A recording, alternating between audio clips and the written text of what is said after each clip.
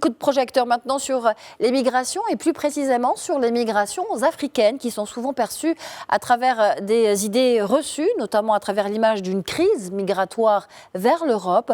Pourtant, les dynamiques sur le continent racontent une histoire bien différente, une histoire que nous raconte Yacine Benmortal, spécialiste des migrations et mobilités au Center for Global Studies à l'Université internationale de Rabat. On l'écoute.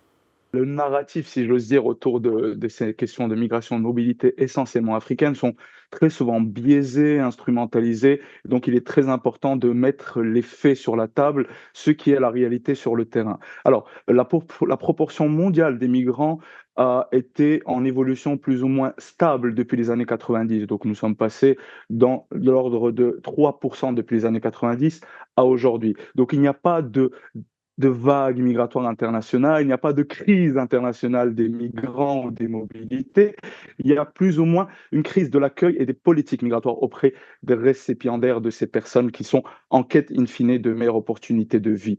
Donc la population africaine migre essentiellement sur le continent, et j'insiste dessus essentiellement.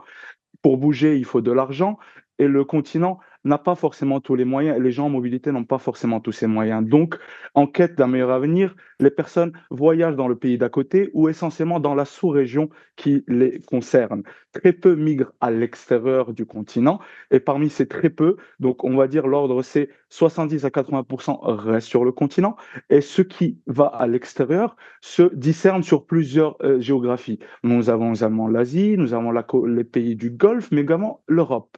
Parmi ces 20%, seulement un tiers rejoignent l'Europe. Donc nous n'avons pas une invasion massive ni de flux massifs vis-à-vis de l'Europe. Ces personnes sont essentiellement éduquées, en cherche de meilleurs emplois, d'opportunités d'avenir et ils sont jeunes.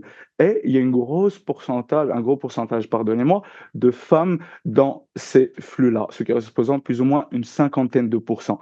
Donc il faut remettre sur la table ces perspectives et s'éloigner un peu de ces perspectives alarmistes qui considèrent que l'Europe se fait envahir par l'Afrique. C'est faux, c'est faux, c'est faux.